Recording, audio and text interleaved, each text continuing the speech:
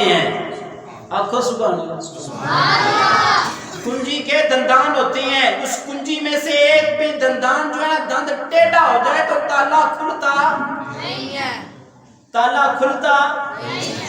اگر چاہتے ہو کہ کلمے کی کنجی سے جنت کا تالا کھل جائے تو اس کے دندان پہلا دندان ہی نماز کا ہے۔ سبحان اللہ۔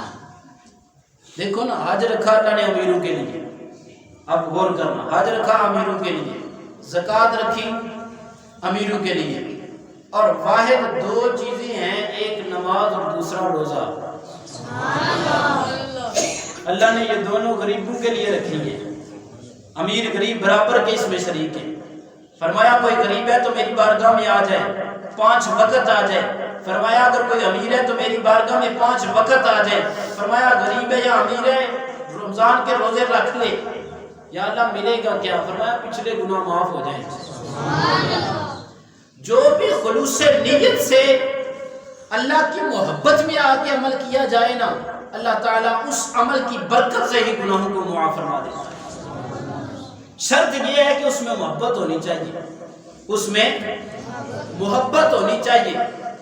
میرے بھائی بزرگ دوست، نماز ہم پڑھتے ہیں نا تو آپ نے بتایا بھی کہ اللہ کی نماز پڑھتے ہیں۔ اب بندہ کسی وڈیرے کی بیٹھک میں جاتا ہے نا، میں بات سمجھانے جا رہا ہوں، بندہ کسی وڈیرے کی بیٹھک میں جاتا ہے نا تو تسلی سے بیٹھ جاتا ہے، سلام دعا کر کے نا تسلی سے بیٹھ جاتا ہے۔ جب سمجھتا ہے نا آپ کی بات ٹھیک ہے، کافی دیر گزرنے کے بعد پھر کہتا ہے اب اجازت ہے چودھری صاحب، اب اجازت ہے؟ وہ نہیں، بیٹھے تھوڑی دیر ہو، بندہ پھر بیٹھ جاتا ہے۔ 5 10 15 20 منٹ گزرنے کے بعد کہتا چودھری صاحب اجازت ہے؟ ہاں جی ٹھیک ہے، مہربانی، شکریہ، آپ آئے، آپ کی شفقت ہے، مہربانی ہے۔ بندہ اٹھ کے چلا جاتا ہے۔ اللہ کی بارگاہ میں آتے ہیں تو آتے بعد میں ہے، جانے کی جلدی پہلے ہوتی ہے۔ وجہ کیا ہے یار؟ یہاں سے تو کوئی یہ بھی نہیں کہے گا او اتنی دیر کیوں اتنے بیٹھے ہیں، اٹھنا اپنا کام کر، کسی اور جگہ دے۔ یہاں تو یہ بھی نہیں نہ کہے گا کوئی اللہ کی بارگاہ میں۔ اور اللہ کی بارگاہ میں کوشش کیا کرے آ کے بیٹھے اور آپ کے دل کو سکون ہو، مومن کی نشانی ہے یہ۔ مسجد میں آئیں آپ کے دل کو سکون ہو، کوشش کریں ایسا دل بنائیں کہ آپ کے قلب کو سکون مل جائے۔ جب مسجد میں آ کے آپ کے دل کو قلب کو سکون ملے گا، سمجھ لینا آپ مومن ہو چکے ہیں، سمجھ لینا آپ مومن ہے۔ اور میں بات تھوڑی سی سخت کرنے جا رہا ہوں، توجہ کیجیے گا۔ اگر مسجد میں آ کے آپ کے دل کو سکون نہ ملے، آپ کا دل بے چینی محسوس کرے نا، مسجد میں آ کے سمجھ لینا منافقت ہے دل میں۔ بات میں حدیث کی کر رہا ہوں، اپنے پاس سے نہیں میں کر رہا ہوں۔ یہ حضور نے فرمایا ہے کہ مسلمان کو مسجد میں آنے سے آ کے سکون ملتا ہے اور منافق کو بے چینی ہوتی ہے۔ اب جس کو مسجد میں آ کے سکون ملتا ہے وہ یقین کرے میرے محبوب کا فرمان ہے، وہ مومن ہو سکتا ہے۔ جس کے دل میں خفگی ہے، بے چینی ہے، ٹینشن ہے، جس کے دل میں، مسجد میں آ کے بھی وہ سمجھ لے یہ دل ابھی مومن نہیں ہوا، یہ دل ابھی مومن نہیں ہوا۔ وہ استغفار کی پکار کرتا رہے، اور کبھی تو اللہ تعالیٰ اس کی استغفار کو سنے گا نا، اللہ تعالیٰ اس کے استغفار کو قبول فرما کے اس کے گناہوں کو معاف فرمائے گا نا۔ میرے بھائیوں بزرگوں دوستو، نماز ایک ایسی چیز ہے کہ اللہ تعالیٰ کے محبوب علیہ السلام نے بھی اور اللہ تعالیٰ نے بھی بار بار قرآن میں مومنوں کو، مسلمانوں کو اس کی تلقین کی۔ اور شروع میں نے جو آیت کریمہ آپ کے سامنے پڑھی اس کا ترجمہ بھی یہی ہے کہ اللہ تعالیٰ نے اپنے بندوں سے ارشاد فرمایا وَقُولُوا لِلنَّاسِ حُسْنًا وَأَقِیمُوا الصَّلَاةَ، اور لوگوں سے اچھی بات کہو اور نماز قائم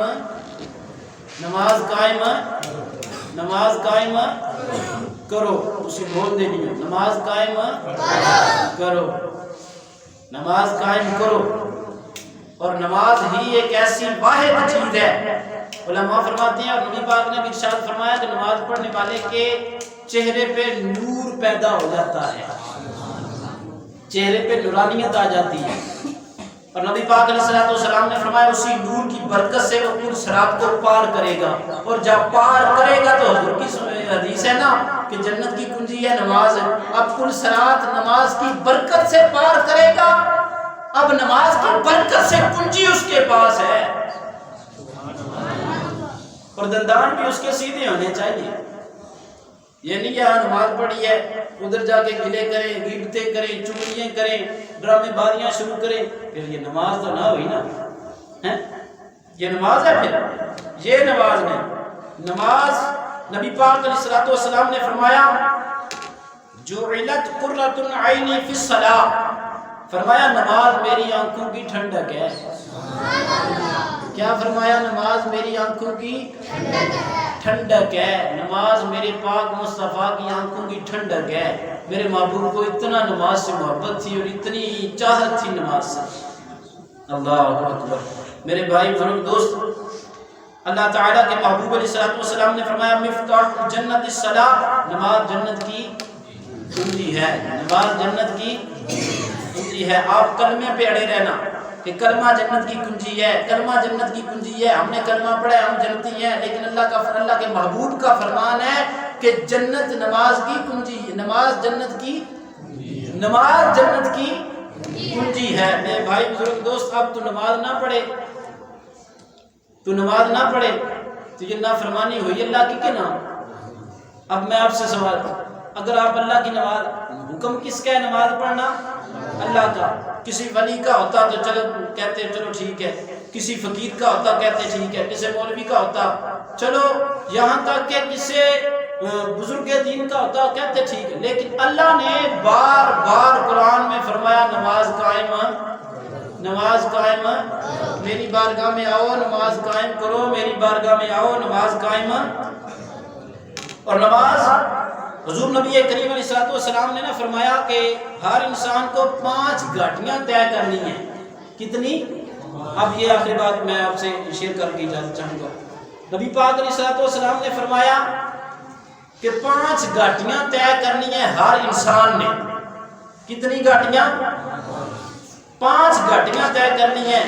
تو کسی کی ضرورت نہ ہوئی پوچھنے کی یا رسول اللہ وہ کون سی ہیں، لیکن یار غار اٹھے پھر میرے اور تیرے پیر حضرت ابوبکر صدیق رضی اللہ تعالیٰ اٹھے، عرض کی یا رسول اللہ وہ 5 گھاٹیاں کون سی ہیں؟ میرے پاک مصطفیٰ علیہ السلام نے فرمایا موت اور اس کا غصہ. پہلی گھاٹی کیا ہے؟ موت اور اس کا غصہ. دوسری گھاٹی فرمایا قبر اور اس کی وحشت، قبر اور اس کی وحشت. 3 فرمایا منکر نکیر کے سوالات اور ان کی ہیبت، ان کا ڈرانا. فرمایا چوتھی گھاٹی ہے کہ میزان اور اس کی خفت. 5واں فرمایا پل صراط اور اس کے دقت. پل صراط پتہ ہے نا آپ کو، بال سے زیادہ باریک ہے اور تیز دھار والی تلوار سے زیادہ تیز ہے. تو آپ نے فرمایا کہ یہ 5 گھاٹیاں ہر انسان نے طے کرنی ہے. تو جب یار غار حضرت ابوبکر صدیق نے یہ سنا تو بہت زیادہ روئے. آپ کی آنکھوں سے آنسو جاری ہو گئے اور اتنا روئے کہ آسمان سے جبریل کو آنا پڑ گیا. جبریل آئے، عرض کی یا رسول اللہ اپنے غلاموں کو کہیے روئے نہ. آپ نے غلاموں کو کہیں روئے نہ.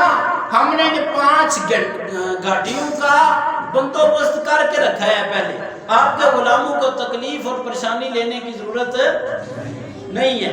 میرے پاک مصطفیٰ علیہ السلام کے پاس جب فرشتہ آیا تو آپ نے فرمایا، تو اس لیے سنا ہوگا، فرمایا کہ اپنے غلاموں سے کہیں کہ نماز میں سوائے موت کے سارے علاج ہیں. نماز میں صرف موت کا علاج نہیں ہے، باقی ساری فکر نماز میں ہے. تو میرے آقا صلی اللہ علیہ وآلہ وسلم نے فرمایا کہ جب صبح کی نماز پڑھتا ہے نا جو بندہ، کس کی؟ فجر کی نماز جو بندہ پڑھتا ہے، جو پڑھتے ہیں ان کے لیے تو خوشخبری ہے، اور جو نہیں پڑھتے وہ بھی توجہ فرما لیں. فرمایا جو فجر کی نماز پڑھتا ہے اس پر موت اور اس کی سختی کو آسان کر دیا جائے گا. موت کو اور اس کی سختی کو آسان کر دیا جائے گا. جو عشاء کی نماز پڑھتا ہے فرمایا اس پر پل صراط اور اس کی دقت کو آسان کر دیا جائے گا. جو عشاء کی نماز پڑھتا ہے اس پر پل صراط کو اور اس کی مشکلات کو آسان کر دیا جائے گا. فرمایا جو ظہر کی نماز پڑھتا ہے اس پر قبر اور اس کی تنگی کو آسان کر دیا جائے گا. آپ ذرا قبر کا منظر پڑھے نا، قبر کا منظر جب پڑھے نا آپ رسالہ تو اس میں بڑا پتہ چلتا ہے، پھر ایک بار روح کانپ جاتی ہے کہ بندہ اکیلا ہوگا، اندھیرا ہوگا، قبر میں جب بندے رکھیں گے، منکر نکیر آئیں گے، سوالوں کے جواب پوچھیں گے، اگر وہ سوالوں کے جواب بندہ غلط دے دیا تو ہماری قبر ایسے ہو جائے گی، ایک طرف کی پسلیاں دوسرے میں پیوست ہو جائیں گی، ٹوٹ پھوٹ جائیں گی، ہمارا جسم چکنا چور ہو جائے گا، پھر ایک ازدائن سانپ آئے گا، وہ ہمیں ڈستا رہے گا، قیامت تک ہمیں ایسی طرح طرح کی سزائیں ملتی رہیں گی۔ پیاس لگے گی تو وہ پیپ ہمیں دی جائے گی پینے کو، اگر بھوک لگے گی تو کیڑے مکوڑے ملے جائیں گے، اور وہ کیڑے مکوڑے آئیں گے ہمارے جسم کو کھائیں گے، منہ میں داخل ہوں گے، ناک سے نکلیں گے، ناک میں داخل ہوں گے، منہ سے نکلیں گے، یہ طرح طرح کی پریشانیاں قبر میں ہیں۔ یہ موت کا منظر آپ سب کو پڑھنا چاہیے۔ فرمایا جو عصر کی نماز پڑھتا ہے اس پر منکر نکیر کے سوال اور ان کی عبادت آسان ہو جاتی ہے۔ جو عصر کی نماز پڑھتا ہے فرمایا منکر نکیر کے سوالوں میں آسانی پیدا ہو جاتی ہے۔ اور عصر کی نماز کا تو باقاعدہ قرآن پاک میں بھی ذکر ہے کہ درمیانی نماز کا خاص خیال رکھا کرو، کیوں؟ وہ کام سے واپسی میں جب آتی ہے نا، وہ سفر میں گزر جاتی ہے تو وہ بعض اوقات رہ ہی جاتی ہے، اس لیے اللہ نے قرآن میں اس کا ذکر کیا ہے۔ فرمایا درمیانی نماز کا خاص خیال کیا کرو۔ فرمایا جو مغرب کی نماز پڑھتا ہے اس پر میزان اور اس کی حیثیت سے آسانی ہوگی۔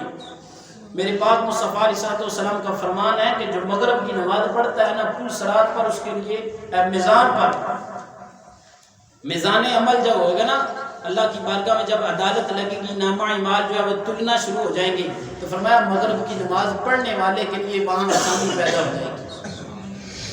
اور میرے بھائی بزرگ دوست، حقیقت یہی ہے اور اصل بات بھی یہی ہے کہ کامیابی چاہتے ہو تو نماز پڑھنا شروع کر دو۔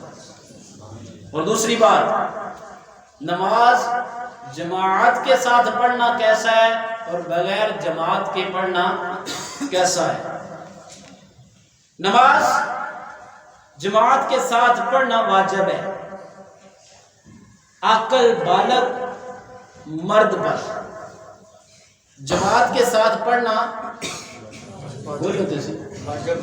واجب ہے، صرف رمضان میں بھی نہیں، علاوہ رمضان میں بھی اتنا ہی حکم ہے جتنا ماہ رمضان میں۔ شاید آپ کو کسی نے کہہ دیا ہو یا آپ نے خود جو ہے وہ اپنے ذہن میں یہ پکا لیا ہو کہ جی ماہ رمضان میں صرف نماز فرض ہے۔ یہ نہیں ہے، نماز ساری زندگی فرض ہے، نماز ساری زندگی فرض ہے۔ اور جو نماز پڑھتا ہے نا، یقین مانے قیامت کے دن اللہ اسے رسوا نہیں ہونے دے گا، اسے رسوا نہیں ہونے دے گا۔ یا اللہ وجہ فرمایا اس نے دنیا میں لوگوں کے سامنے میری بارگاہ میں آتا رہا ہے، اگر اب میں نے اس کو ذلیل و رسوا کیا نا، لوگوں نے کہنا یا اللہ یہ تو بڑا تیرا پرہیزگار تھا، یا اللہ یہ تو تیرا بڑا تابعدار تھا، پھر بھی تو نے ذلیل کیا۔ فرمایا گناہگار تو ہوگا لیکن ذلیل نہیں کروں گا اسے، کیوں؟ میری بارگاہ میں جو آتا رہے، اب میں اپنی عزت کا بھی تو خیال رکھوں گا۔ اللہ تعالیٰ نمازی کو رسوا اور ذلیل قیامت کے دن نہیں ہونے دیں گے۔ اور دوسرا، جماعت واجب ہے اور واجب کو چھوڑنے والا کبیرہ گناہ میں مبتلا ہو جاتا ہے۔ واجب پتہ ہے نا، فرض سے نیچے واجب کا درجہ ہے۔ اب آپ ان کو سوچنا چاہیے، سمجھنا چاہیے، کیا ہم جماعت کے ساتھ نماز نہیں پڑھتے؟ اس میں شرعی عذر ہے، شرعی عذر ہے اس میں۔ گاڑی جانے کا خدشہ ہو، یہاں کون سی گاڑی جا رہی ہے، یا اتنا اندھیرا ہو کہ شاید نظر ہی نہ آتی ہو، یہاں کون سا ہے، یہاں لائٹیں ہیں، یو پی ایس ہے، ہاتھ کی لائٹ ہے، موبائل کی لائٹ ہے، اتنا زیادہ کیچڑ ہے کہ بندہ وہ کیچڑ جو ہے گزر کے نہیں جا سکتا۔ یہاں تو پکی گلیاں ہیں یار، ہیں پکا ماحول ہے ہر طرف، یہاں تو پھسلن پھسان والا وہ چکر ہی نہیں ہے۔ خود سوچ لیا، قیامت کے دن رسوا نہیں نہ ہونا چاہتا، وہ ابھی سے اللہ کی بارگاہ میں آنا شروع کرتا۔ اور دوسری بات جو اہم بات ہے کہ محبت رسول کے سوا نماز بھی قبول کوئی نہیں تو کلمہ بھی قبول کوئی نہیں۔ بات ہماری یہاں ختم ہوتی ہے محبت رسول پر، किस पर? मोमन की बात शुरू भी मोहब्बत रसूल से होती है, खत्म भी मोहब्बत रसूल से होती है। मेरे भाई का दोस्ता, अगर तू चाहता है कि मेरी नमाज कबूल हो जाए, मेरा कलमा कबूल हो जाए, मेरा रोजा कबूल हो जाए, मेरा हज कबूल हो जाए, मैंने जो ज़कात दी वो कबूल हो जाए, तो फिर अल्लाह के महबूब से मोहब्बत कर ले। अगर बगैर अल्लाह के महबूब के नमाजें पढ़ता रहे, रोजे रखता रहे, ज़कातें देता रहे, हज करता रहे, अल्लाह फरमाता है मुझे मेरे महबूब की मोहब्बत चाहिए। फरमाया तेरी रोजे नमाजें मुझे नहीं चाहिए, मैंने तो रोजे नमाजों का बहाना ही मोहब्बत रसूल बढ़ाने के लिए किया था। लोग आएंगे नमाज पढ़ने, दिल में मोहब्बत रसूल लेके आएंगे। और बात मैं यहाँ एक नुक्ते की दे के जा रहा हूँ कि नमाज पढ़ना हमें